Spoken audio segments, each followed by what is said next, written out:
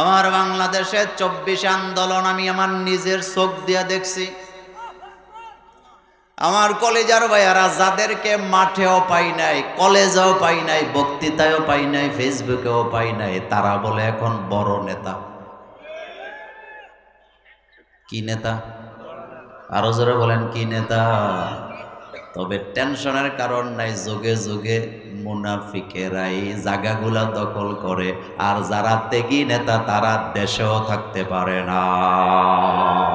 শোনেন, বিপ্লবের ইতিহাস বলে যারা বিপ্লব ঘটায় তারা এক সময় দেশেই থাকতে পারে না, আর মুনাফিকেরা বহাল তবিয়তে চেয়ারগুলোকে দখল করে বসে থাকে। সেই আবাস আমি আমার বাংলাদেশে দেখতে পাচ্ছি। যাদের রক্ত একটা ফোঁটাও ঝরল না তারা নাকি এখন বাংলাদেশের নতুন মুক্তিযুদ্ধ হয়ে গেছে। আচ্ছা, একটা গল্প বলি, শোনেন। আল্লাহর সাথে রাগ করা যায়? আল্লাহ কি আমাদের সাথে রাগ করে? না, পৃথিবীর সবাই আমাদের সাথে রাগ করে। বন্ধু বান্ধব রাগ করলে কথা বলে না, মেসেজ দেয় না। স্ত্রী রাগ করলে রান্না বান্না বন্ধ করে দেয়। কথা ঠিক না? আব্বা আম্মা রাগ করলে টাকা পয়সা দেওয়া বন্ধ করে দেয়। কিন্তু একজনই আছে আমাদের সাথে রাগ করে না, সে কে বলেন তো? তো ওই আল্লাহর নামটা আস্তে বলা দরকার না জোরে বলা দরকার? তাহলে একটু মহব্বতে বলেন, বিশাল আকাশ কার, জমিন কার, আমরা কার, আইন চলবে কার, প্রশংসা চলবে কার? সে আল্লাহর জন্য সকলে পড়েন আলহামদুলিল্লাহ। রব্বানা লাকাল হামদ হামদান কাসীরান তাইয়্যিবান মুবারাকান ফীহি। আমরা আমাদের মনিবের দরবারে সেজদা বনত হয়ে মোনাজাত করছি, আল্লাহ দয়া করে আজকের মাহফিলটিকে কবুল করেন। এই গ্রামে, এই অঞ্চলে যত নারী পুরুষ, নতুন পুরাতন কালিমাগুই মানুষের কবর আছে, আল্লাহ সকলের কবরে আযাব মাফ করে দেন।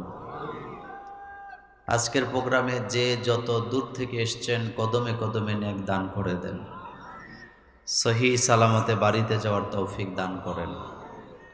যাদের টাকায় পয়সায় বুদ্ধিতে শ্রমে আজকের এই আয়োজন, তাদের জন্য তাদের মা বাবার জন্য জান্নাতে একটা করে ঘর বানায় দেন। ফুলবাড়ি গ্রামবাসীর উদ্যোগে এটি 10ম বার্ষিক তাফসীরুল কোরআন মাহফিল। এ মাহফিলের সভাপতিত্ব করছেন আমাদের অত্যন্ত শ্রদ্ধাভাজন আলেমে দ্বীন হযরত মাওলানা ABM আতাউর রহমান, খতিব ফুলবাড়ি মাঝেরপাড়া জামে মসজিদ। আজকের প্রোগ্রামটি যিনি উপস্থাপনা করছেন, তরুণ সমাজের প্রিয় মুখ Mohammad Hafizur Rahman, chairman green hospital Kotchandpur. আজকের প্রোগ্রামে প্রধান অতিথি শিক্ষাবিদ অধ্যাপক মতিয়ার রহমান, কেন্দ্রীয় শোরা সদস্য, জেলা নায়েবে আমির, বাংলাদেশ জামায়াতে ইসলামী ঝিনাইদহ।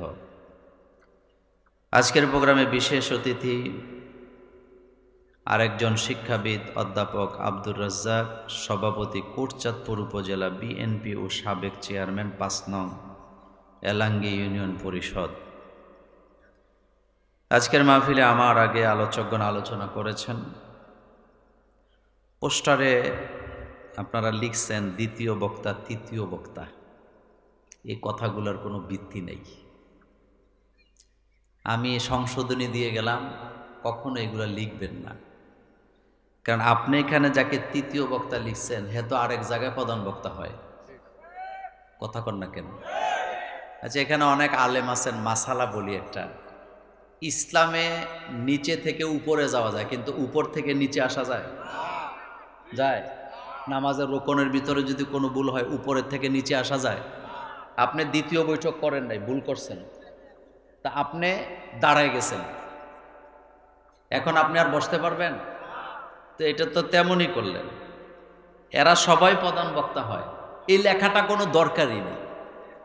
শুধু নাম লিখে দিবেন, যে আপনারা শিডিউল করবেন কে কখন আলোচনা করবে। কথা ঠিক কি না?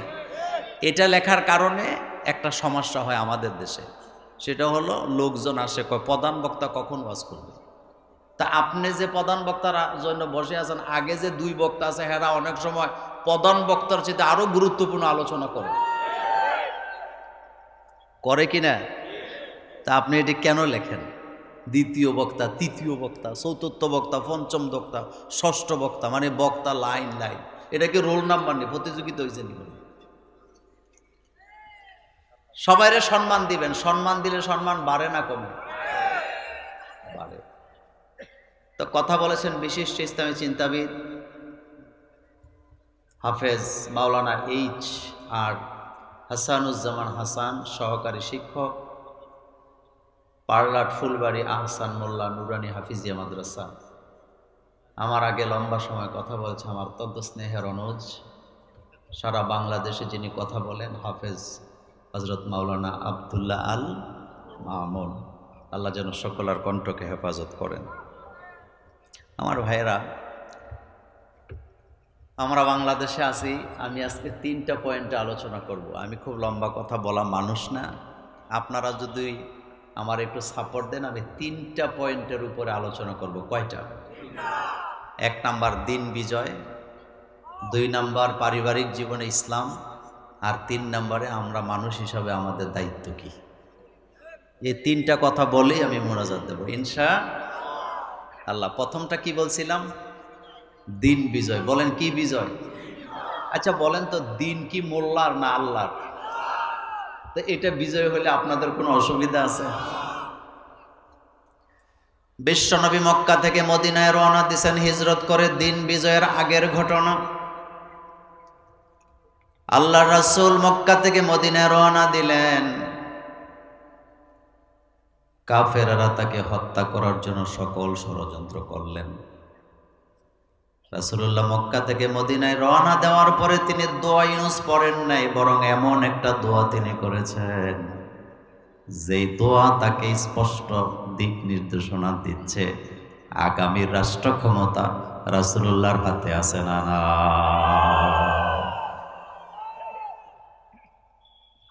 আমরা বিপদে পড়লে দোয়া ইউনুস পড়ি, কথা ঠিক না? তো রাসূলুল্লাহ মক্কা থেকে মদিনায় হিজরত করতেছেন, রাসূলও তো দোয়া ইউনুস পড়ার দরকার ছিল যে আমি তো বিপদে আছি, আমাকে তারা মারবে, আমার আবু বকরকে মারবে, আমার পরিবার পরিজনের উপর আঘাত করবে।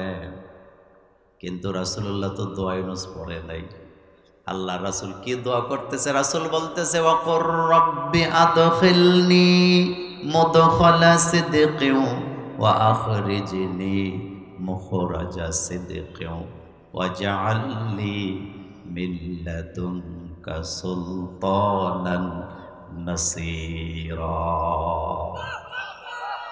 আল্লাহর নবী বলতেছেন, আল্লাহ আপনি আমাকে মিথ্যা থেকে সত্যর দিকে ধাবিত করেন, আপনি আমাকে খারাপ জায়গা থেকে ভালোর জায়গার দিকে নিয়ে দেন, অন্ধকার থেকে আলোর পথ দেখায় দেন, আর আপনি আমাকে সুলতানে নাসির দান করেন।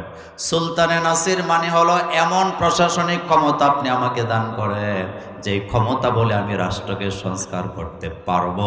তার মানে বোঝা গেল বিপদে পড়ার পরে রাসূলুল্লাহ দোয়া ইউনুস পড়ে নাই, রাষ্ট্র সংস্কারের জন্য ক্ষমতা চাইছেন কার কাছে? একথা মোল্লার না আল্লাহর? রাসূলুল্লাহ দিন বিজয় করলেন, 27টা যুদ্ধে নেতৃত্ব দেওয়া লাগছে। কয়টা? রাসূল নিজে সেই যুদ্ধগুলোর নেতৃত্ব দিয়েছেন, সেনাপ্রধানের দায়িত্ব পালন করেছেন, বদরে রক্ত দিয়েছে, উহুদে রক্ত দিয়েছেন। রাসূলের জীবনে ছোট বড় 81টা যুদ্ধ হয়েছে। জোরে বলেন কয়টা? বদরে যুদ্ধ হলো, মক্কা থেকে কাফেরেরা দলবল নিয়ে আসবে, মদিনাতে আসবে বদরে যুদ্ধ করার জন্য। অস্ত্র শস্ত্র নিয়ে কাফেরেরা রেডি। আবু জাহিল কাবাগরের দেয়ালে যাইয়া গিলাফের মধ্যে ধরে দোয়া করতেছে। কার কাছে? কে দোয়া করতেছে? তাহলে বুঝা গেল আবু জাহিলও ছোটখাটো একটা মোল্লা আছিল।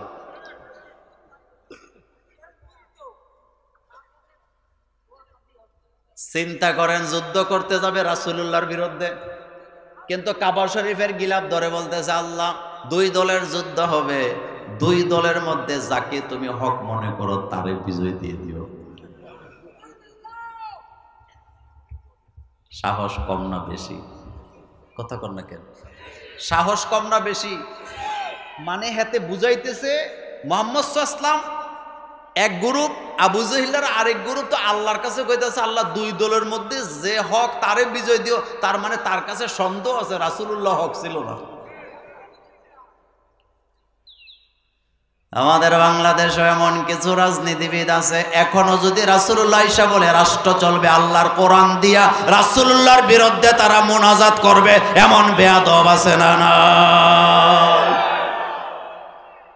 তোর মাথার ভিতরে কুত্তা ফেসা করছে।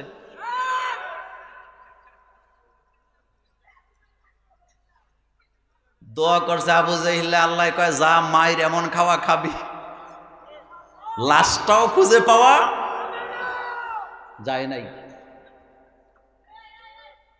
আমার কলেজার ভাইয়ারা, এই পয়েন্টে আমি কথাটা শেষ করব সংক্ষেপে। একটা কথা বলেন, আল্লাহ রাসূল দিন বিজয় করলেন, মক্কা বিজয়ের পরে রাসূল কোরআনের আইন চালু করলেন। এই কোরআনের আইন চালু করার জন্য রক্ত দেওয়া লাগছে নাকি লাগে নাই? 27টা যুদ্ধে নেতৃত্ব দিয়ে রাসূল কোরআনের আইন চালু করছে। কিন্তু বাংলাদেশের মানুষের কপাল এত ভালো, হাজার হাজার তাফসীর মাহফিলের বরকতে বাংলাদেশের মাঠ এখন এমন পর্যায়ে আছে, এই জায়গায় ইসলামের আইন কায়েম করার জন্য, কোরআনের রাজ কায়েমের জন্য জেহাদও লাগবে না, তরবারিও লাগবে না, উহুদও লাগবে না, বদরও লাগবে না, রক্তপাতও লাগবে না। শুধু আগামীতে কোরআনওয়ালাদের পক্ষে যদি সাহস করে একটা সিল মারতে পারি, আল্লাহর কোরআনের রাজ কায়েম হয়ে যায়। রাজি আছেন মুসলমান? 2 হাত উঁচু করে আমার আল্লাহকে দেখান।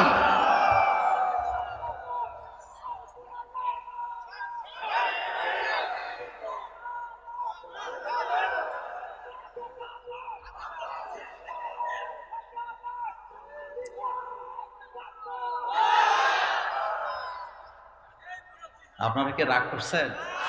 বলেন তো এ কথা সত্য না মিথ্যা? বাংলাদেশে এখন কোরআনের আইন চালু করতে জেহাদ লাগবে, তরবারি লাগবে, মারামারি লাগবে, রক্তপাত লাগবে, উহুদ লাগবে, বদর লাগবে, যুদ্ধ লাগবে? কি লাগবে? জোরে বলেন কি লাগবে? আরো জোরে বলেন কি লাগবে? এত সহজ করার পরেও যদি আমরা কোরআনের আইন কায়েম করতে ব্যর্থ হই, বোঝা যাবে আমাদের ঈমান সঠিক জায়গায় নাই। আল্লাহ যেন আমাদের কবুল করে, আমরা বলি আমিন। 1 নাম্বার কথা শেষ। 2 নাম্বার, আমাদের সবার একটা পরিবার আছে না নাই? কথা কর না কেন? আজকে কি মা বোনদের জন্য প্যান্ডেল আছে? আলহামদুলিল্লাহ। শুনেন, আপনার পরিবারে যদি 5টা শব্দ থাকে, বলেন কয়টা? বাচ্চা, যুবক, তরুণ, নারী, পুরুষ আপনাদের ঘরে আছে না? আপনার ঘরের সবার মুখে মুখে যদি 5টি শব্দ থাকে, কয়টা? তাহলে আপনি বুঝবেন আপনার ঘরে ইসলাম আছে, আল্লাহর রহমত আছে। মা বোনরা যারা খাতা কলম নিয়ে আইছো, লিখে নিয়ে যাও। কয়টা শব্দ? সবার মুখে মুখে থাকতে হবে, সবার, বাচ্চা, ছোট বড়, আবাল বিদ্যা বনিতা, নারী পুরুষ, সবার মুখে শব্দ কয়টা? 1 নম্বরে, প্রত্যেক কাজে কাজে যদি আপনার ঘরে বিসমিল্লাহ থাকে, বলেন কি থাকে? আমরা চালাক আছি, অনেক সময় খাইতে বসছি, কেউ বিসমিল্লাহ কয় নাই, যদি বলি ভাই আপনি তো বিসমিল্লাহ বললেন না, আসলেও কয় নাই, কিন্তু বাঁচার জন্য কয় মনে মনে বলছি। এমন চালাক মুসলমান আমাদের ঝিনাইদহে আছে না? না, বিসমিল্লাহ আসতে হবে না জোরে হবে? জোরে বললে বাচ্চারা শিখবে। জোরে বললে, আপনার ঘরে বাচ্চা লিখতে বইছে, আপনি বলছেন লেখো, সে যদি লেখা শুরু করার আগে বিসমিল্লাহ বলে, আপনি বুঝবেন কি আছে? আপনার ঘরে ইসলাম আছে। আপনার স্ত্রী আপনাকে ভাত দিচ্ছেন, দেওয়ার সময় যদি বলে বিসমিল্লাহ, আপনি বুঝবেন ঈমান আছে, এখানে ইসলাম আছে।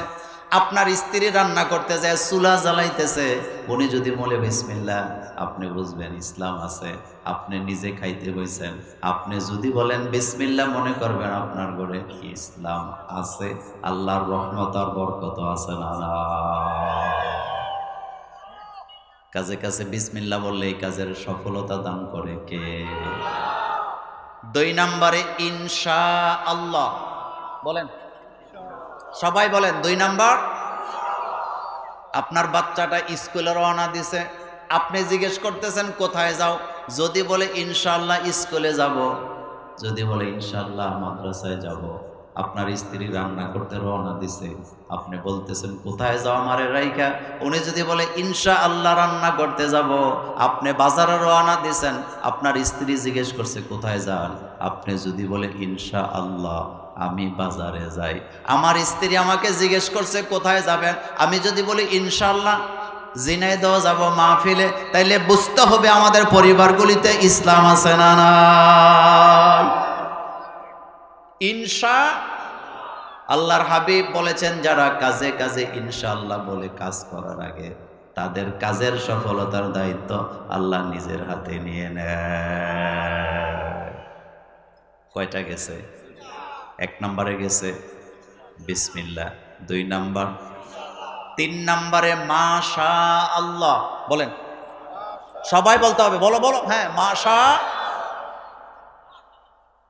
কেউ ভালো কাজ করছে, এটা ছোট মানুষ হোক বড় মানুষ হোক, কারি হোক, গায়ক হোক, হাফেজ হোক, মাওলানা হোক, কৃষক হোক, ভালো কাজ তিনি করছেন, আপনি যদি বলেন মাশা আল্লাহ, তার কাজের গতি বাড়ে না কমে?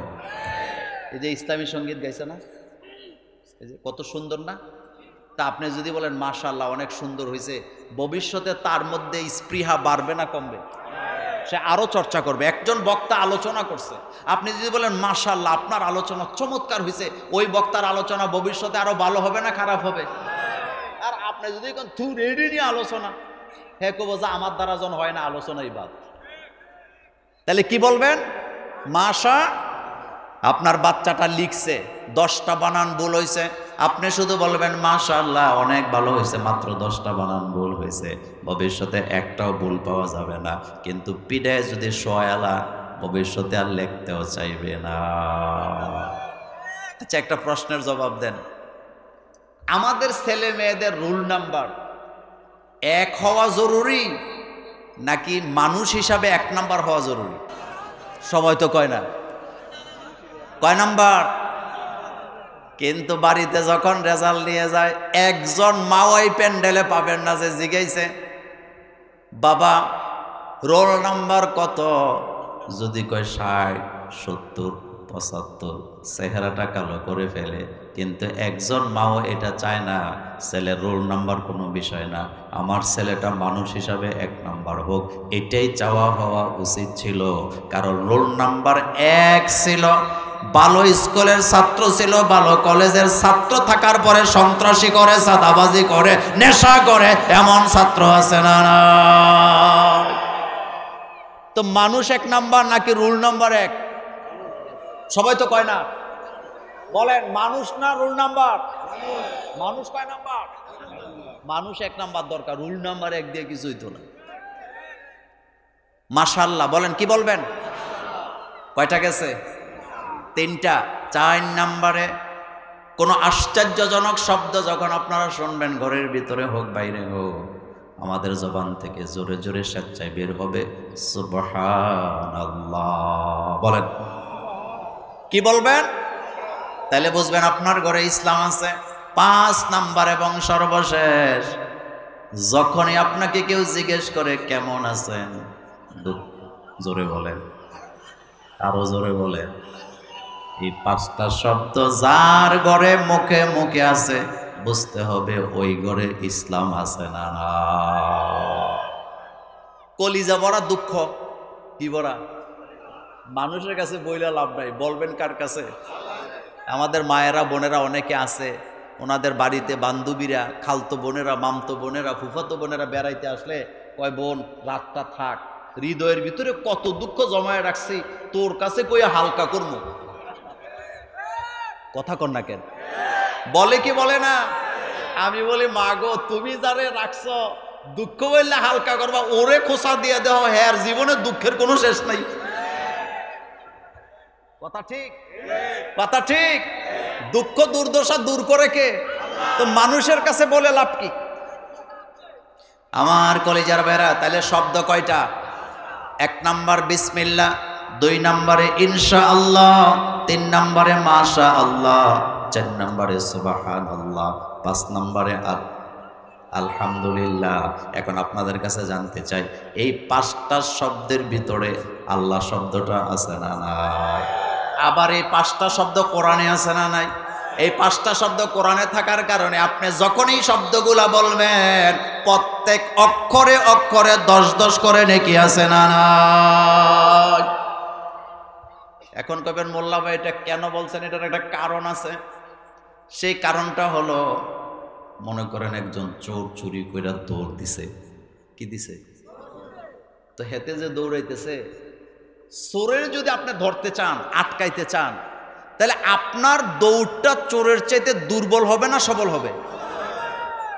কথা কয় না পেছনের লোকেরা। আপনি যদি চোরের চাইতে আস্তে দৌড়ান তো চোর আপনি পাবেন? আচ্ছা এখন আসেন, পৃথিবীতে 2টা গাড়ি চলতেছে, একটা বাতেলের গাড়ি আর একটা হকের গাড়ি।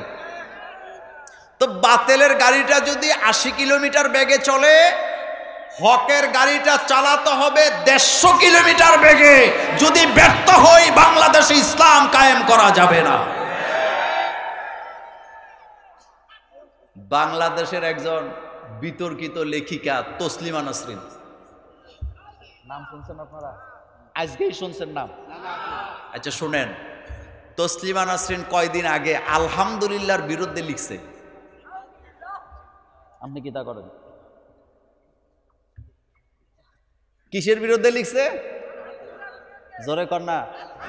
আচ্ছা শোনেন এবার কি লিখছে। সে লিখছে, বাংলাদেশের জনগণ 70 দশকের পর থেকে কথায় কথায় আলহামদুলিল্লাহ বলা শিখছে। আর বাংলাদেশের জনগণ যেদিন থেকে আলহামদুলিল্লাহ বলা শিখছে, সেদিন থেকে বাংলাদেশে পচন ধরছে। কি ধরছে? জোরে বলেন, কি ধরছে? আপনারা আমার ভাষা বুঝেন তো? কি ধরছে? আচ্ছা আপনাদের কাছে জানতে চাই, আলহামদুলিল্লাহর মধ্যে কি দুর্গন্ধ আছে?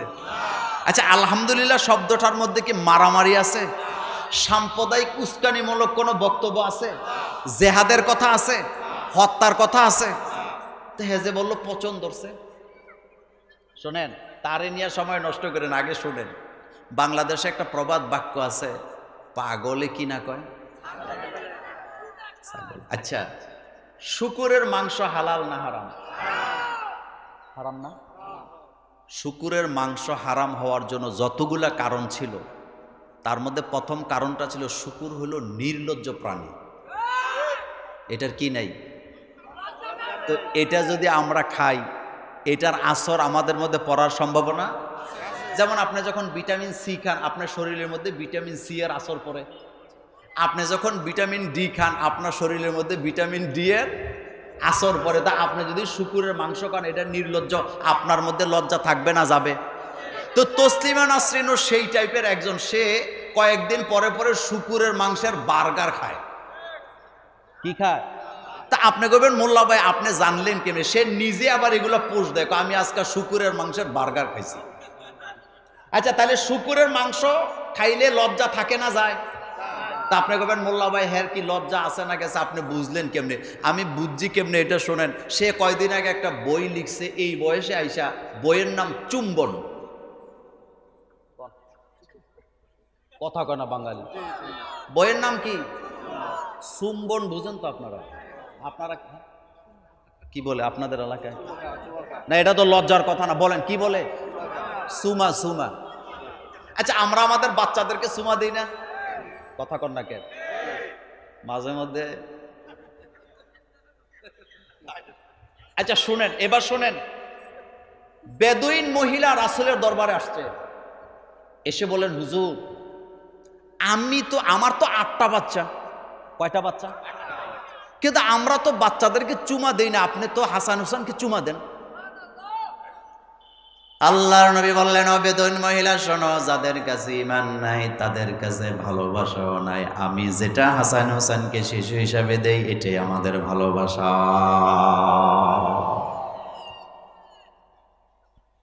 আমাদের ভালোবাসা, আমাদের চুমার মধ্যে সওয়াব আছে, কারণ আমরা জাগা মতো দেই। আমরা বাচ্চাদেরকে দেই, ছোট বাচ্চাকে আদর দেই, চুমু খাই। কিন্তু তসলিমা নাসরিনের বিরুদ্ধে কথা বলা আমার আর কোনো ইচ্ছাই ছিল না, কিন্তু সে এতটাই নির্লজ্জ, সে বইয়ের ভিতরে কবিতা লেখছে, আমি সুমা দেবো, ইচ্ছা হইলে পার্কে দেবো, রেস্টুরেন্টে দেবো, রাস্তায় দেবো, বিচে দেবো, আমার বন্ধুরে দেবো, যারে ইচ্ছা তারে দেবো। আচ্ছা বলেন তো, সে কি বই লিখছে না যুবক যুবতীদের চরিত্র নষ্ট করার একটা বই লিখছে? বলেন তো। তসলিমা নাসরিন যেহেতু আলহামদুলিল্লাহ শব্দকে পচন বলেছেন, আজকের থেকে সমগ্র পৃথিবীর মুসলমানের দায়িত্ব হলো এই শব্দগুলো আর মনে মনে হবে না। বাসে থাকি, গাড়িতে থাকি, বাড়িতে থাকি, স্কুলে থাকি, হাসপাতালে থাকি, বিমানে থাকি, বিসমিল্লাহ, ইনশাআল্লাহ, মাশাআল্লাহ, সুবহানাল্লাহ, আলহামদুলিল্লাহ জোরে জোরে বলতে হবে। কিভাবে বলতে হবে? জোরে বলেন, কিভাবে বলতে হবে? রাজি আছেন তো? দ্বিতীয় পয়েন্ট শেষ। পয়েন্ট গেছে কয়টা? আর কয়টা আছে? একটা। আসেন শেষটা বলি। শেষটা হলো, এই পৃথিবীতে আমরা ছিলাম না। ছিলাম না, এই পৃথিবীতে আমরা ছিলাম না, আদম আলাইহিস সালামও ছিলেন না, তবে পৃথিবীটা ছিল। এই পৃথিবীতে আমাদের আগে একটা জাতি ছিল, জিন জাতি। বলেন কি জাতি? জিন জাতি। এই জিন আমাদের চেয়ে সংখ্যায় বেশি ছিল। এই গ্রামের নাম কি? এই যে ফুলবাড়ির মাঠে আপনারা বসে আছেন, যত মানুষ, জিনেরা সংখ্যায় তার চাইতে আরো একসময় এখানে ছিল। জিনেরা যখন আল্লাহর গোলামি করতে অস্বীকার করলো, তারা যখন আল্লাহ পাকের অবাধ্য হলো, রহমানের যখন অবাধ্য হলো, আল্লাহ তখন সিদ্ধান্ত নিলেন এই জাতিকে এখান থেকে বিতাড়িত করবে, এখানে নতুন আরেকটা জাতিকে বসাবে। সিদ্ধান্তটা কার? তো জিন তো সংখ্যায় বেশি, পৃথিবীতে সব জায়গায় জিন আর জিন। আল্লাহ রাব্বুল আলামিন তখন কাতারে কাতারে ফেরেশতা নামায় দিলেন জমিনে। কি নামাইছে? ফেরেশতা। ফেরেশতারা নূরের তৈরি, জিনেরা আগুনের তৈরি। আল্লাহ পাক বলেন, যাও জিনদেরকে এখান থেকে বিতাড়িত করো, পিটাও। পৃথিবীতে এসে ফেরেশতারা জিনদেরকে মাইর দিলেন, এমন মাইর, যুদ্ধ শুরু হলো জিনের মধ্যে আর ফেরেশতাদের মধ্যে। কি চলতেছে? কার কার যুদ্ধ? ফেরেশতাদের মধ্যে যুদ্ধ আর জিনদের মধ্যে যুদ্ধ শুরু হয়েছে। আল্লাহ রব্বুল আলামিন যেহেতু জিনদের বিরুদ্ধে ছিলেন, ফেরেশতাদের পক্ষে ছিলেন, যুগে যুগে আল্লাহ যাদের পক্ষে থাকে তাদেরই বিজয় হয়। এই দৃষ্টান্ত আমার বাংলাদেশেও আছে না? আমার বাংলাদেশে 24 আন্দোলন আমি আমার নিজের চোখ দিয়ে দেখছি। আমার কলেজার ভাইয়ারা, যাদেরকে মাঠেও পাই নাই, কলেজেও পাই নাই, বক্তৃতায়ও পাই নাই, ফেসবুকেও পাই নাই, তারা বলে এখন বড় নেতা। কি নেতা? আরো জোরে বলেন, কি নেতা? তবে টেনশনের কারণ নাই, যুগে যুগে মুনাফিকেরাই জায়গাগুলা দখল করে, আর যারা ত্যাগী নেতা তারা দেশেও থাকতে পারে না। শোনেন, বিপ্লবের ইতিহাস বলে যারা বিপ্লব ঘটায় তারা এক সময় দেশেই থাকতে পারে না, আর মুনাফিকেরা বহাল তবিয়তে চেয়ারগুলোকে দখল করে বসে থাকে। সেই আবাস আমি আমার বাংলাদেশে দেখতে পাচ্ছি। যাদের রক্ত একটা ফোঁটাও ঝরল না, তারা নাকি এখন বাংলাদেশের নতুন মুক্তিযুদ্ধ হয়ে গেছে। আচ্ছা একটা গল্প বলি, শোনেন। কি? এক বাবার মায়ের 3 ছেলে। কয় ছেলে? আচ্ছা, একটা বড়, একটা মেজো আর একটা ছোট। মেজরে আপনারা কি বলেন? বলেন একটা কি ছেলে, আরেকটা ছোট। তো ছোটটা হলো অলস, ঘরে বসে বসে খালি ফেসবুক চালায়। ঘরে বসে কি চালায়? আর মেজোটা আর বড়টা গেছে নদীর মধ্যে মাছ ধরতে। কি ধরতে গেছে? তো মাছ ধরতে গেছে, একজনের কাঁধে ওই যে বড় যেটা, ওইটার কাঁধে হলো জাল। আপনারা এভাবে যে জাল মারে, এটার কি জাল করে? তেউরো জাল। আর একটা কি নাম? আচ্ছা যা, খেবলা, খেবলা জাল ওর কাঁধে। আর যেটা মেজো, ওইটার হাতে হলো মাছ যে ধরে ধরে রাখে, আমরা ডুলা বলি, আপনারা কি বলেন? খালুই। ওকে, খালুই, বুঝছেন তো কথা? তো যিনি খালুই ধরছে তিনি নদীর উপরে নাকি নিচে? আর যিনি জাল মারছে উনি কই নামছে? তো সে তো এই পানির মধ্যে নেমে জালটা মারছে, মারার পরে মাছ পাইছে 3টা। কয়টা? তো মাছ 3টার মধ্যে একটা বড় কই মাছ, একটা মেজো কই মাছ, আর একটা ছোট কই মাছ। খুব ভালো করে মা এটাকে বুনা করছে পেঁয়াজ দিয়ে। বুনা করে রাতের বেলা যখন খাইতে বসছে 3 ছেলে, সবচেয়ে বড় কই মাছটা ওই যে ঘরে যেটা বসে আছিল ফেসবুক চালাইছে হেতেরে দিছে। এটাই তো করে নাকি? কথা কয় না বাঙালি? হ্যাঁ, আচ্ছা। আর যেটা নদীর পাড়ে দাঁড়ায় আছিল কি দইরা, খালু না খালা, ওইটারে ধরে দাঁড়াইছিল, ওইটারে দিছে মেজোটা। আর যেটা পানিতে নাইমা জাল মারলো, হেডারে কোনটা দিছে? আচ্ছা আপনারা বলেন এটা কি ইনসাফ হয়েছে? তো যে ছোটটা পাইছে পানিতে মানে জাল মারছে, এতে দুঃখের সাথে বলতেছে, আহারে পা ভিজে না যার, বড় কইটা তার। এই যে 24-এর আন্দোলন হয়েছে, আমি কোনো দলের বিরুদ্ধে কথা বলবো না, আপনি একটু খেয়াল করে দেখেন, এই পা ভিজে না যার, বড় কইটা তার, যাদেরকে মাঠে দেখলাম না, রাজপথে দেখলাম না, মিডিয়াতে দেখলাম না, মিম্বরে কথা বলতে দেখলাম না, তারা নাকি এখন বড় নেতা হয়ে গেছে। তারা মুনাফিক, মুনাফিকের চরিত্র নিয়ে তারা বাংলাদেশকে দখল করতে চায়। কথা কি ঠিক বললাম? কথা কি ঠিক বললাম? মোসে তেল দিয়া লাভ নাই, আগামীর বাংলাদেশে কাউকে চাঁদাবাজি করতে দেওয়া যাবে না। চাঁদাবাজি করার জন্য দেশ এভাবে নতুন করে স্বাধীন হয় নাই, বরং চাঁদাবাজি বন্ধ করার জন্যই স্বাধীন হয়েছে। ডক্টর ইউনূসের চালাক আছে, কয় সংস্কার কোনটা কে কে রাজি না এটা মানুষে জানাই দেব, বলছে না? অপেক্ষা করেন, শোনেন তো। কথা বলতেছিলাম, যুদ্ধ হয়েছে কাদের মধ্যে? জিনা ফেরেশতাদের মধ্যে যুদ্ধ শুরু হয়েছে। যুদ্ধ যখন শুরু হয়েছে তখন ফেরেশতারা বিজয় লাভ করছে, জিনেরা এখান থেকে বিতাড়িত হয়েছে। জমিন একেবারে খালি। বলেন জমিন কি? আচ্ছা আপনাদের তো ফসলের জমি আছে, আপনারা কি জমি খালি রাখেন না ফসল ফলান? 3 বছর যদি আপনি আপনার জমিনে ফসল না ফলান, 3 বছর পরে আপনি জমিনে যায় জমিন পাইবেন না জঙ্গল পাইবেন? এই জমিনটা কার? আল্লাহ তো আল্লাহ জমিন খালি রাখবে না। সেজন্য আল্লাহ রাব্বুল আলামিন সমস্ত ফেরেশতাদেরকে ডাকাইছে। কাদেরকে ডাকাইছে?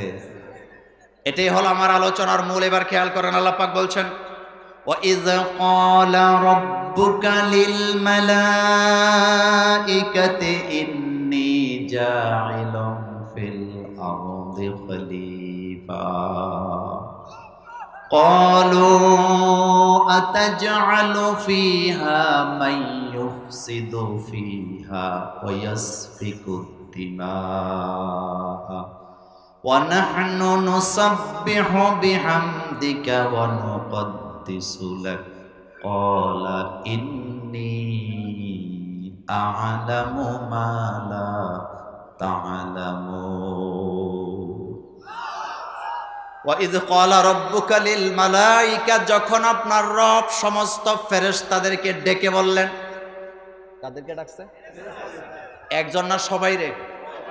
তো মাঠে কি সব ফেরেশতা আসছে না? 10-12 জন বাড়িতেও ছিল, সমস্ত ফেরেশতারা আসলেন। ওয়াইদ ক্বালা রাব্বুকা লিল মালাইকা, যখন আপনার রব ফেরেশতাদেরকে ডেকে বললেন, ইন্নী, নিশ্চয় আমি, জাইলুন ফিল আরদি খলিফা, আমার জমিনে আমি খলিফা বানাবো। ক্বালু, বলার সাথে সাথে সমস্ত ফেরেশতারা একযোগে বলে উঠলেন, আতাজআলু ফিহা মান ইউফসিদু ফিহা ওয়া ইয়াসফিকুদ দিমা, আপনি কি এমন একটা জাতিকে এখানে বানাবেন যেই জাতি ফাসাদ করবে, মারামারি করবে, ঝগড়া লাগবে, ভাই হইয়া ভাইয়ের রক্ত ঝরাবে, জমিনটাকে তারা নিজেদের রক্ত দিয়া লাল বানাবে। ওয়া নাহনু নুসাব্বিহু বিহামদিকা ওয়া নুকদ্দিসু লাক, আমরাই তো আপনার হামদ করি, নাত করি, প্রশংসা করি, আপনার বরত্ব প্রমাণ করি। ক্বালা, আল্লাহ পাক বললেন, ইন্নী আ'লামু মা লা তা'লামুন, আমি যেটা জানি তোমরা সেটা জানো না। আমার ভাইয়েরা, আল্লাহ যত বড়, আল্লাহর কথাও তত। আল্লাহ যত বড়, আল্লাহর কথাও তত। কালামুল্লাহর কালামকে ব্যাখ্যা করে শেষ করা যায় না। এই কোরআনকে যদি আপনি কাগজে কলমে লিখেন, তাও আপনি ব্যাখ্যা করে শেষ করতে পারবেন না কিয়ামতের আগে।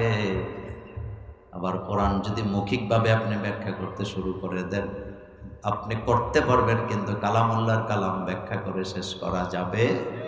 আল্লাহ পাক বলছেন, ওয়ালাউ আন্না মা ফিল আরদি মিন শাজারাতিন আকলামু ওয়াল বাহরু ইয়ামুদ্দুহু মিন বা'দিহি সাবআতু আবহুরিম মা নাফিদাত কালিমাতুল্লাহ।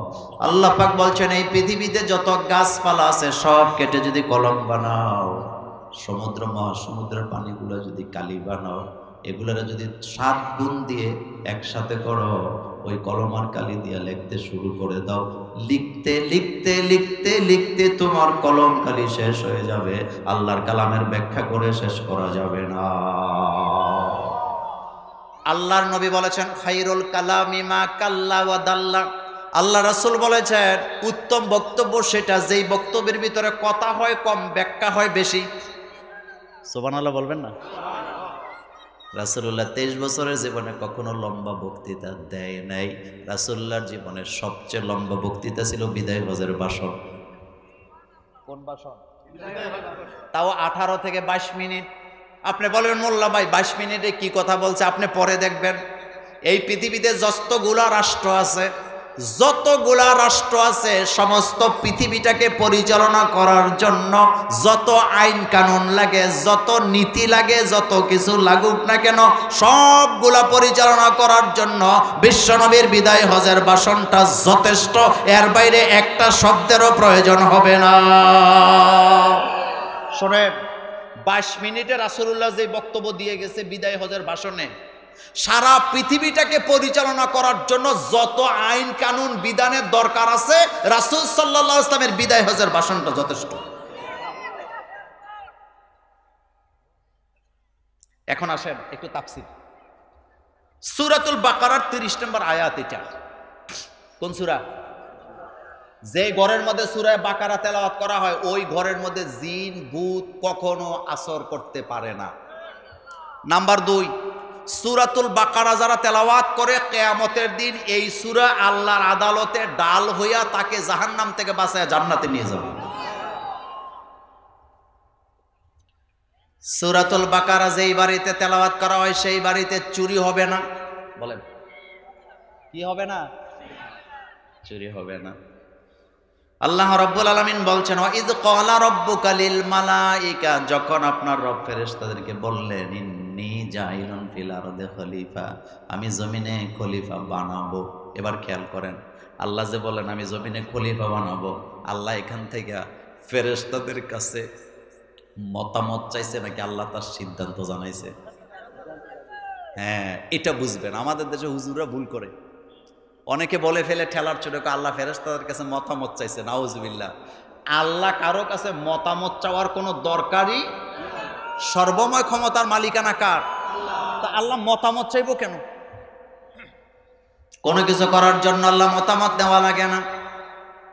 ইযা আরাদা শাইআন আইয়াকুলা লাহু কুন ফায়াকুন। আমার রব যখন কোনো কিছু করার জন্য ইরাদা করে, তিনি শুধু বলেন কোন, হয়ে যাও, ফায়াকুন, সাথে সাথে হয়ে যাও।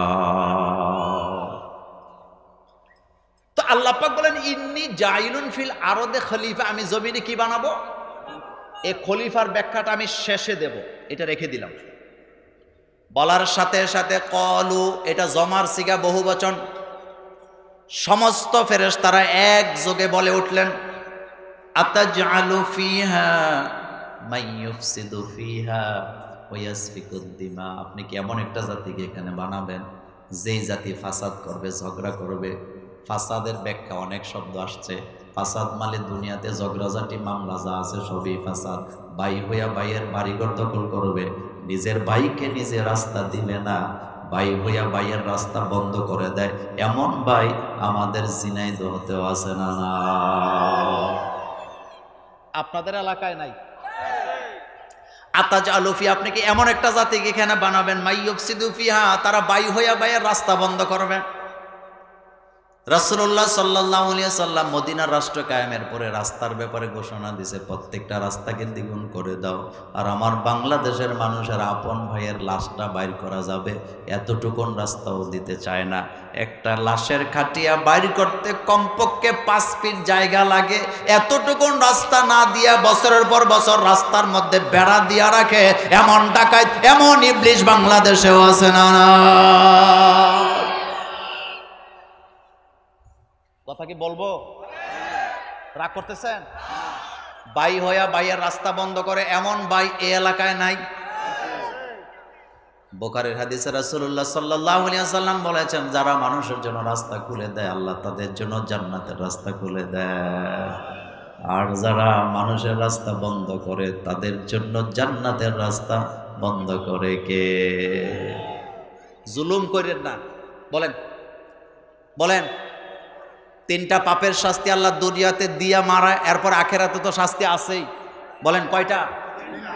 1 নাম্বার, সতী সাধবী নারীর প্রতি যারা অপবাদ দেয়, যেই নারী কোনো অপরাধ করে নাই, যেই নারী কোনো অপরাধ করে নাই, নরম পাইয়া, বিধবা পাইয়া, দুর্বল পাইয়া তার ঘাড়ের উপরে, কথা কর না কেন, অপবাদ দেয়, এমন নেতা নেত্রী সমাজে আমাদের এই এলাকায় নাই। কখনো কোনো নারীর উপরে অপবাদ দিবেন না। এবং আপনি যদি স্বামী, আপনি স্বামী হয়ে যদি স্ত্রীর উপরে মিথ্যা কোনো অপবাদ দিয়ে থাকেন, আপনি নিশ্চিত থাকেন পৃথিবীতে শাস্তি আল্লাহ আপনাকে দিবেই দিবে। কথায় কথা বউরে পিডায় এমন স্বামী আজকের মাহফিলে নাই? আসেনি? শোনেন, ওই ওয়াজ আজকে করবো না, তবে একটা কথা বলি, বউ পিডায় দুর্বল পুরুষেরা, সবল পুরুষ কখনো বউ পিডায় না। যারা বউদেরকে পিডায়, স্ত্রীদেরকে মারে, তারা দুর্বল পুরুষ, তারা অযোগ্য পুরুষ, তারা অথর্ব পুরুষ, তারা সমাজের সবচেয়ে নিকৃষ্ট শ্রেণীর মানুষ তারা। কারণ যারা সবল তাদের তো বউ লাগবে। কথা বুঝেননি আপনারা? সবলের কি লাগে? জোরে বলেন, সবলের কি লাগে? হাতে দুর্বল দিকেই তো বউরে ফিডাই মিয়া। ফেরা হই না, আরে গাজাখুর হাতে বউ ফিডাইছে। তবে শোনেন, আরবিতে একটা প্রবাদ বাক্য আছে, কামা তাদিনু তুদানু, যেমন কর্ম। শোনেন, একটা ঝগড়া লাগাই দিয়ে যাই, লাগাবো? মুরব্বীরা তো কয় না লাগাবো। মা বোনদেরকে বলে দিয়া যে আপনাদেরকে যদি আপনাদের স্বামীরা দিনের বেলা পিডায়, আপনি রাত্রে বেলা ফিডাইবেন। কেমন লাগে? তবে মজার ব্যাপার হলো, কোন স্বামী যদি তার স্ত্রীর পীড়ায় সমাজের কাছে স্ত্রী বিচার চাইতে পারবে, চেয়ারম্যানের যায় বলতে পারবে, চেয়ারম্যান আমার স্বামী আমারে পিডাইছে, বিচার করেন। কিন্তু কোনো স্ত্রী যদি তার স্বামীর রাতের বেলা পিডায়, সে যদি দিনের বেলা চেয়ারম্যানের কাছে যায়, কয় চেয়ারম্যান সাহেব আমার স্ত্রী আমারে পিডাইছে, বিচার করবেন। চেয়ারম্যান বিচার করবো না, বিষ কিনা দিব। চেয়ারম্যান কব তুই বিষ খেয়ে মরে যা, তোর মতন। শোনেন, হাসি দিয়েন না, যারা বউ পিড়া তারা নির্লজ্জ বেহায়া। তারা কি? কারণ পরিবারের জন্য সবচেয়ে বেশি কষ্ট করে মেয়েরা। সন্তান কি তুমি জন্ম দিছো না তোমার স্ত্রী জন্ম দিছে? বেটা, পেটের মধ্যে একটা ছোট্ট পাথর হলে তুমি চিল্লায় বাঁকা হয়ে যাও, আর একটা জিন্দা মানুষ নিয়ে 8.5 মাস 9 মাস পর্যন্ত বহন করছে, খুনাক কলে পিডাও তুমি। হযরত আদম আলাইহিস সালাম জান্নাতে পূর্ণতা পায় না ততক্ষণ, হাওয়া আলাইহিস সালামেরকে আল্লাহ পাক বানায় না যতক্ষণ। পূর্ণতা পাইছে, বলেন পাইছে? একজন পুরুষ পূর্ণতা পাইলে তার স্ত্রীকে লাগে নাকি লাগে না? এই জন্য বলি শুনেন, খবরদার স্ত্রীর সাথে কখনো মিথ্যা কথা বলবেন না। আর স্ত্রীদেরকেও বলে দিয়ে যায় স্বামীর সাথে কখনো কোনো কিছু লুকাবেন না। সেই ওয়াজে গেলাম না, আমি কথা বলতেছিলাম আমার কলিজার ভাইরা, আতাজ আলু ফিহা, ফেরেশতারা বলেন আপনি কি এমন একটা জাতি এখানে বানাবেন যারা মারামারি করবে, ধরাধরি করবে, কাটাকাটি করবে? ওয়াসফিকুদ্দিমা, তারা একদল আর একদলের রক্ত ঝরাবে। কি ঝরাবে? আমাদের বাংলাদেশে ওই সেম কাহিনী। বাংলাদেশে কিছু কিছু জেলা আছে মারামারি করে, মাইকিং করে, তারিখ দিয়া, এমন জেলা বাংলাদেশেও আছে না? না, কোন জেলা? ঝিনাইদহ আর ফুলবাড়ি, এডি নাই, শৈলকুপা। আচ্ছা আপনাদের কাছে শোনেন, খেয়াল করেন, এই যে ঝিনাইদহ যারা বাস করে তারা আদমের সন্তান না? কথা কন না কেন? তো শৈলকুপায় যারা বাস করে তারা কার সন্তান? তাহলে বোঝা গেল যখন একদল আরেক দলের সাথে মারামারি লাগে, তাহলে বাই হইয়া বাইয়ের কি জড়ায়? রক্ত। এই কথাটা কোরআনে আছে না নাই? ফেরেশতারা এই কথাটাই বলেছিলেন, আতাজআলু ফিহা মাইয়ুফসিদু ফিহা ওয়া ইয়াসফিকুদ দিমা, এমন একটা জাতিকে আপনি বানাবেন যারা নিজেরা নিজেদের রক্ত ঝরাবে। আমার কলিজার ভাইয়েরা, ঝিনাইদহ শৈলকুপায় মারামারি লাগছে সকাল 10টায় শনিবার।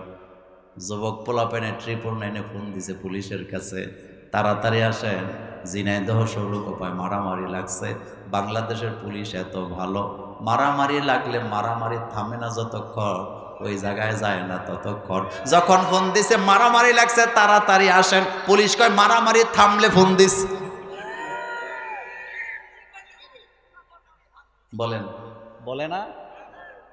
আমার কলিজার ভাইয়েরা, মারামারি করার পরে লাশ পড়ে, মারামারি চলা অবস্থায় এসে থামায় না, কিন্তু মারামারিতে লাশ পড়ার পরে লাশের থেকেও গোশ খায়, এমন গোশখোর বাংলাদেশে আছে না? না, এই গোশখোরের থেকে মুক্তি চান? কোরআনের আইন লাগবে। আস্তে কয় বলেন, কিসের আইন লাগবে? আপনাদের এই ইউনিয়নের নাম কি? আপনাদের এই ইউনিয়নে বোধহয় জন্ম নিবন্ধন আনতে টাকা লাগে না? চেয়ারম্যান আছেন না? গেছে চেয়ারম্যান? নাই, চলে গেছে। হ্যাঁ চেয়ারম্যান, সুবহানাল্লাহ। না থাক, শোনেন, আমার পলাইছে নাকি সেটা আমি জানি না, আমি আপনাদের এলাকার মেহমান। শোনেন, জন্ম নিবন্ধন আনতে টাকা লাগে না? কথা কন না কেন? লাগে কি না? লাগে। এটা বন্ধ হোক চান? চাইলে কোরআন লাগবে। বলেন কি লাগবে? কোরআন। একথাটাই ফেরেশতারা বলেছিলেন, আতাজআলু ফিহা মাইয়ুফসিদু ফিহা, বাই হইয়া বাইয়া রক্ত জড়ায়, বাই হইয়া বাইয়ের রক্ত জড়ায়। এটা সত্য না মিথ্যা?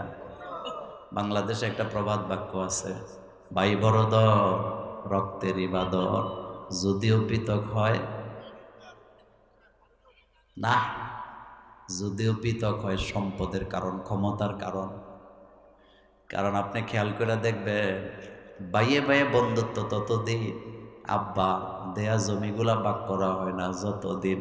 যেদিন বাবার দিনের জমি জামা বাড়িঘর ভাগ করা হয়, পরের দিন থেকে এক ভাই আরেক ভাইয়ের চেহারাটাও দেখতে চায় না, এমন হাজার হাজার পরিবার আছে না? আতাজআলু ফি, আপনি কি এমন একটা জাতিকে এখানে বানাবেন, মাইয়ুফসিদু ফিহা ওয়া ইয়াসফিকুদ দিমা, তারা একজন আরেকজনের রক্ত ঝরাবে, রক্তপাত করবে। হযরত ইউসুফ আলাইহিস সালাম ছোট মানুষ, বাচ্চা মানুষ, রাতের বেলা স্বপ্ন দেখলেন, ঘুম থেকে জাগ্রত হলেন, উৎফুল্ল মেজাজ। বাচ্চারা তো কত রকমের স্বপ্নই দেখে, কিন্তু স্বপ্ন 3 প্রকার। জোরে বলেন কয় প্রকার? নাফসানিয়াত, শয়তানিয়াত, রব্বানিয়াত। একটা নিজের চিন্তা থেকে স্বপ্ন দেখে যেটার কোনো রেজাল্ট নাই, আরেকটা শয়তান দেখায় ভয় দেখাবার জন্য, আরেকটা আল্লাহ বান্দাকে দেখায়া হুঁশিয়ার করে অথবা তাকে ইশারা দেয় ভবিষ্যতে তোমার জন্য এই নিয়ামত অপেক্ষা করছে। এজন্য স্বপ্নের কথা কারো কাছে বলা যাবে না। আমার দেশের মা বোনেরা স্বপ্ন একটা দেখলে 10 হুজুরে ফোন দেয়। খবরদার, স্বপ্নের কথা কাউকে বলবেন না। স্বপ্নের কথা কাউকে না বলে দোয়া করবেন, আল্লাহ যদি স্বপ্নের মধ্যে কল্যাণ থাকে আমাকে দান করো, অকল্যাণ থাকলে আমাকে কি করো, মুক্ত করো। হযরত ইউসুফ নবী স্বপ্ন দেখছে বাচ্চা অবস্থায়। স্বপ্ন দেখে দৌড়ায় বাপের কাছে গিয়ে হযরত ইয়াকুব আলাইহিস সালামকে গলার মধ্যে জড়ায় ধরে বলতেছে, ইয়া আবাতি ইন্নী রাআইতু আহাদা আশারা কাওকাবা ওয়াশ-শামসা ওয়াল কমারা রাআইতুহুম লি সাজিদিন। ও আমার আব্বা, আমি স্বপ্নে দেখলাম 11টা তারকা, চন্দ্র, সূর্য আমি ইউসুফকে সেজদা দিয়ে পড়ে আছে। বলার সাথে সাথে হযরত ইয়াকুব নবী কয়, লা তাকসুস রুইয়াকা আলা ইখওয়াতিকা ফায়াকিদু লাকা কাইদা। ও আমার ছেলে ইউসুফ, খবরদার এই স্বপ্নের কথা ভাইদের কাছে বলবা না। কাদের কাছে? বন্ধুর কাছে না ভাইদের কাছে? পাড়া প্রতিবেশের কাছে না ভাইদের কাছে? ইয়াকুব আলাইহিস সালাম বলতেছে, লা তাকসুস রুইয়াকা আলা ইখওয়াতিকা ফায়াকিদু লাকা কাইদা। ও আমার ছেলে ইউসুফ, খবরদার এই স্বপ্নের কথা ভাইদের কাছে বলবা না। যদি বলো ভাইরা তোমার বিরুদ্ধে ষড়যন্ত্র করবে, তারা তোমার প্রকাশ্য শত্রু হয়ে যাবে। আচ্ছা বলেন তো আমার কলিজার ভাইয়েরা, স্বপ্ন দেখলে ভাইয়ের শত্রু হয়ে যায়, তাইলে বুঝা গেল এই স্বপ্নের ভিতরে বিশাল রহস্য আছে না? একটা এমন কি স্বপ্ন যে স্বপ্ন দেখলে ভাইয়েরা শত্রু হয়ে যায়। সুবহানাল্লাহ। ইউসুফ তো বুঝে নাই, ছোট মানুষ। ছোট ছোট বাচ্চারা তো কথা লুকাইতে পারে না। পারে? বাচ্চারা লুকাইতেও পারে না, মিথ্যা কথাও বলতে পারে না। আমরা বড়রা যদি মিথ্যা কথা না বলতাম, বাচ্চাগুলা জীবনও মিথ্যা কথা শিখতো না। আমাদের মা বোনদের মধ্যে একটা বদ অভ্যাস আছে, বাচ্চাদেরকে মিথ্যা আশ্বাস দেয়, কয় পড়লে মজা দেবো, আসলে মজা দেবো, গোসল করলে চিপ দেবো। এমন কথা আপনাদের এলাকায় বলে না? বেদুইন মহিলা, বুখারী শরীফের হাদিস, বেদুইন মহিলা রাসূলুল্লাহর সামনে দাঁড়ায় তার বাচ্চাকে ডাকতেছেন, বাচ্চা আসে না। মহিলা নিজের হাতটাকে এভাবে মুট করলেন, এটারে কি কম, মুট করে বাচ্চাকে বলতেছে, আসো, মুঠের ভিতরে মজা আছে, মজা দেবো। বাচ্চা তো দৌড়ে আইছে আশা কইরা, মায়ের হাতটা খুলে দেখে হাতের মধ্যে কিছু নাই। রাসূলুল্লাহ কষ্ট পাইছে, বাচ্চাটাও কষ্ট পাইছে, চেহারাটা কালো। আল্লাহর নবী বলেন, ও বেদুইন মহিলা, তুমি তো তোমার বাচ্চাটাকে মিথ্যা কথা শিখায় দিলা। এই হাদিস আমাদেরকে শিক্ষা দেয়, বাচ্চাদেরকে কখনো মিথ্যা আশ্বাস দেওয়া যাবে না। শোনেন, বাচ্চাদেরকে কখনো মিথ্যা আশ্বাস দিবেন না। বাচ্চাদের সামনে ঝগড়া করবেন না, গালাগালি করবেন না, মিথ্যা কথা বলবেন না। আমরা বড়রা যদি মিথ্যা কথা না বলতাম, বাচ্চাগুলো জীবনেও মিথ্যা কথা বলতো না। আমরা বড়রা যদি গালাগালি শব্দ পরিবারে ইউজ না করতাম, ব্যবহার না করতাম, বাচ্চাগুলো জীবনেও গালি শুনতো না। পানাদারে ফোন দিছে, পানাদার বুঝুন তো আপনারা কি করেন? পাওনাদার বলেন, কি দার? পাওনাদারে ফোন দিছে, ফোন বাজতেছে, নাম্বার দেখে ধরে না। একটু পরে রিসিভ করার আগে বাচ্চারে কয়, ধর রিসিভ করে কথা কর, তুই কইস তোর আব্বু বাসায় নাই। এবার মোবাইল যখন বাচ্চার হাতে দিছে, বাচ্চার আর মনে নাই। বাচ্চা মোবাইল ধরে, আঙ্কেল আসসালামু আলাইকুম। আঙ্কেল কয় ওয়ালাইকুম সালাম। এবার আঙ্কেল কয় তোমার আব্বু কই? আব্বুরে ফোন, আব্বু আব্বু কি কইতাম। এই অভ্যাসগুলো আমাদের আসেনি? খবরদার, হাসার জন্য বলি না, বাচ্চাদের সামনে মিথ্যা কথা বলবেন না। স্বামী স্ত্রী কখনো বাচ্চাদের সামনে ঝগড়া করবেন না। এগুলো বাচ্চাদের মধ্যে আসর করে। কি করে? আমার কলেজের বেড়া কথা লম্বা করতে চাই নাই। হযরত ইউসুফ আলাইহিস সালাম তো বুঝে নাই, বাচ্চা মানুষ, ভাইদের কাছে যায় বলে দিছে, আমি তো একটা স্বপ্ন দেখছি, আব্বা নিষেধ করছে তোদের কাছে যেন না বলি। ভাইয়েরা কয় কি দেখছো? কয় রাআইতু আহাদা আশারা কাওকাবা ওয়াশ-শামসা ওয়াল কমারা রাআইতুহুম লি সাজিদিন। আমি স্বপ্ন দেখলাম 11টা তারকা, চন্দ্র, সূর্য আমাকে সেজদা দিয়ে পড়ে আছে। এবার বড় ভাই সবাইরে আলাদা নিয়ে বলতেছে, এই স্বপ্ন কিন্তু আমাদের বিরুদ্ধে যায়। বুঝছেননি কথা? এই স্বপ্ন আমাদের, এ কথা মোল্লা, আমি কি আপনাদেরকে গল্প শোনাইতেছি না কোরআন শোনাইতেছি? এই স্বপ্ন আমাদের বিরুদ্ধে। বলেন এই স্বপ্ন আমাদের বিরুদ্ধে যায়। সবাই বলতেছে এই স্বপ্নের ব্যাখ্যা কি? এই স্বপ্নের ব্যাখ্যা হলো আমরাও ইয়াকুবের সন্তান, ইউসুফ ইয়াকুবের সন্তান, আমরা বড়, ইউসুফ ছোট। কিন্তু এখানে ইউসুফ, এই স্বপ্নের মানে হলো ইউসুফ যে দেখছে 11টা তারকা তারে সেজদা দিয়ে আছে। আসলে 11 তারকা এটা আকাশের তারকা না, এই 11 তারকা মানে আমরা 11 ভাই। তো ইউসুফ নবী হবে, আমরা নবী হতে পারবো না, নবুয়তটা সে পাবে। ইউসুফ নেতা হবে, আমরা নেতা হতে পারবো না। ইউসুফ মিশরের প্রেসিডেন্ট হবে, আমরা প্রেসিডেন্ট হতে পারবো না। সুতরাং ইউসুফকে বাঁচতে দেওয়া যায় না, তারে দুনিয়া থেকে সরাইয়া দে, নতুবা তার আনুগত্য করতে আমরা বাধ্য। গল্প না কোরআন? গল্প না কোরআন? এখানে ভাইয়েরা শত্রু হয়ে গেল ইউসুফ আলাইহিস সালামের কয় কারণ? 3 কারণ। কয় কারণ? 1 নাম্বার নবুয়ত বা সম্মান, 2 নম্বরে নেতৃত্ব, আর 3 নম্বরে রাজত্ব। আমার বাংলাদেশেও বন্ধু শত্রু হয়ে যায় ক্ষমতার লোভে, এমন দৃষ্টান্ত বাংলাদেশে আছে না? আচ্ছা শুনেন, আমি আপনাদের মেহমান না, আমি আপনাদেরকে, এটা কোনো রাজনৈতিক বক্তৃতা না, এটা আমি যেটা দেখছি এটা আপনাদের একটা মজার অভিজ্ঞতা শোনাই।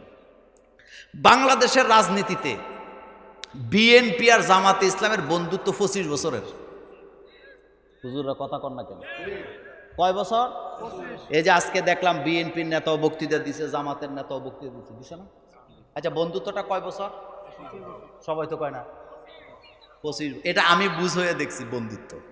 এই যে পাপিয়া ম্যাডাম, এরপরে আরো কি আছে না, রুমিন ফারহানা, আরো কিতা কিতা আছে না, তারা সংসদে দাঁড়াইয়া ঘন্টার পর ঘন্টা জামাত ইসলামের পক্ষে বক্তৃতা দিছেনি, এবং টকশুতে তারা ঘন্টার পর ঘন্টা জামাতের পক্ষে ছাপাবাজি করছে না করে নাই?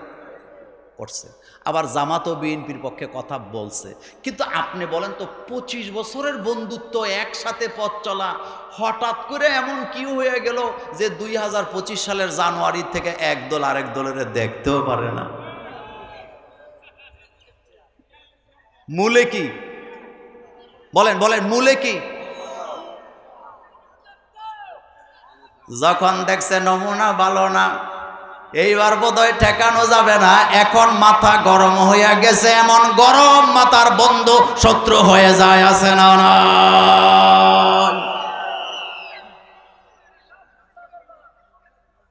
আপনারা রাগ করতেছেন, কষ্ট হইতেছে, সারা রাত চলবো আজকে ওয়াজ, আপনারা থাকেন, আমি দৌড় দেব না, আমি এত লম্বা কথা বলতে পারি না, আমি এমনি দুর্বল মানুষ। আল্লাহ কোরআনে বলছে খলিকাল ইনসানো দয়ীফা, আমি মানুষই বানাইছি দুর্বল করে। মানুষকে দুর্বল না সবল? তা আমি কথা বলতেছিলাম, এই যে ইউসুফ নবীর ভাইয়েরা শত্রু হইল, কারণ ছিল কয়টা? 1 নম্বরে নবুয়ত, 2 নম্বর নেতৃত্ব, 3 নম্বর রাজত্ব। তারা কিন্তু থেমে থাকে নাই। হযরত ইউসুফ আলাইহিস সালাম কত সুন্দর মানুষ ছিলেন। সুন্দর না কালো? ইউসুফ আলাইহিস সালামের রূপের কথা কোরআনে আছে না নাই? কিন্তু এই সুন্দর মানুষটাকে ভাইয়েরা মেরে ফেলবে, কোনো মায়া দয়া নাই। বাপের কাছে যায়, আব্বা ইউসুফকে আপনি ভালোবাসেন, আমরাও তো ভালোবাসি, আমাদের সাথে ইউসুফের দেন খেলতে নিয়ে যাব মাঠে, আমাদের সাথে খেলবে, আমরা তাকে ইয়াসফিকুদ্দিমা, যারা মারামারি করবে, রক্তপাত করবে। ওয়ানাহনু নুসাব্বিহু বিহামদিকা ওয়া নুকদ্দিসু লাক, আমরাই তো তাসবিহ করি, আমরাই তো প্রশংসা করি, আমরাই তো আপনার গুণকীর্তন করি। আল্লাহ পাক বলেন ক্বালা ইন্নী আ'লামু মা লা তা'লামুন, আমি যেটা জানি তোমরা সেটা জানো না। তাফসির ইবনে কাসির, তাফসিরে তাবারিতে আসছে, তার ব্যাখ্যা হলো আল্লাহ ফেরেশতাদেরকে বুঝাইছে, তোমরা যে বলতেছো তারা মারামারি করবে, রক্তপাত করবে, ঝগড়াঝাটি করবে, এটা যেমন সত্য, তাদের মধ্য থেকেই কেউ কেউ নবী হবে, রাসূল হবে, পয়গম্বর হবে, আমার প্রিয় বান্দা হবে, আমার জমিনে আমার খেলাফতের দায়িত্ব পালনের জন্য সারা জীবন সংগ্রাম করবে, তারা কখনো রক্তপাত করবে না। আল্লাহু আকবার।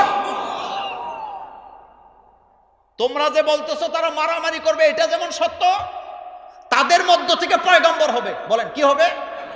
তাদের মধ্য থেকে পয়গম্বর হবে, নবী হবে, রাসূল হবে, আমার প্রিয় বান্দা হবে, আমার জমিনে আমার দ্বীন কায়েমের আন্দোলন করবে। একটা শব্দ রাইখে আইছিলাম, ওই শব্দটা কি ছিল? খলিফা। কথা কর না কেন? কি রাইখে আসছিলাম? আমরা কার খলিফা? শোনেন, তাফসিরে দুইটা আসছে। কেউ কেউ বলছে আমরা জিনের খলিফা, এটাও সত্য। খলিফা শব্দের অর্থ হলো এক দলের পরে আরেক দল আসা, স্থলাভিষিক্ত, একজনের জায়গা আরেকজনের দায়িত্ব পালন করা, এটারে খলিফা বলা হয়। এখন বলেন, আমাদের বাংলাদেশে পিসা হুজুরদের খলিফা আছে না নাই? শুনেন, আমরা কার খলিফা? আমাদের বাংলাদেশের শর্ষিনা, এরপরে চরমনায় পীরের খলিফা আছে না? আপনাদের এলাকায় যদি এই দুই পীরের কোনো খলিফা থেকে থাকেন, শর্ষিনার পিসা হুজুর যেই টুপি পরে, যেই পাগড়ি পরে, যেই পাঞ্জাবি পরে, চরমনার পিসা হুজুর যেই টুপি পরে, যেই পাগড়ি পরে, যেই টাইপের পাঞ্জাবি পরে, যেই জিকিরের তালিম দেয়, ওনাদের খলিফারা হুবহু ওনাদের তালিমটা দিতে বাধ্য নাকি বাধ্য না? আর একটু আস্তে কর। এখন জোরে বলবেন, আমরা কার খলিফা? তাহলে আমরা কি সমাজতন্ত্রের তালিম দেব না আল্লাহর তালিম দেব? আমরা কি কমিউনিজমের কথা বলবো না আল্লাহর খেলাফতের দায়িত্ব কথা বলবো?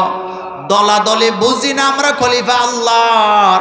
সুতরাং আগামীতে আল্লাহর জমিনে আল্লাহর দিন কায়েমের জন্য কাঁধে কাঁধ মিলাইয়া আন্দোলন করতে রাজি আছি না নাই? কারা কারা রাজি আছি? দুই হাত তুলি আমার আল্লাহকে দেখায় দেই।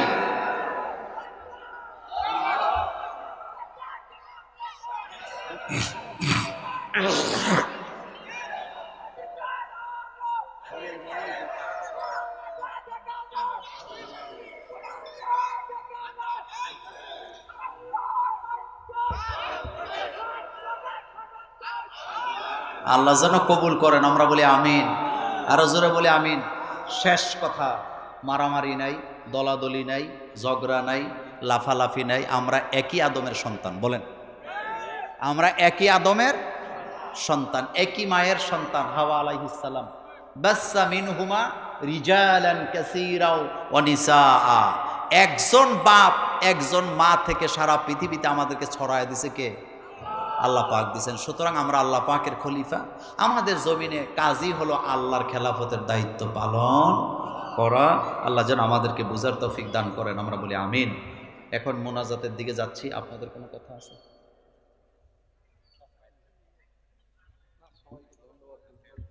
আল্লাহুম্মা আমিন। রব্বানা যালামনা আনফুসানা ওয়া ইল্লাম তাগফির লানা ওয়া তারহামনা লানাকুনান্না মিনাল খাসিরিন। আয় আল্লাহ তাআলা, ফুলবাড়ি গ্রামবাসীর উদ্যোগে 10ম বার্ষিক তাফসীরুল কোরআনের মাহফিলে আয় আল্লাহ তাআলা মাওলানা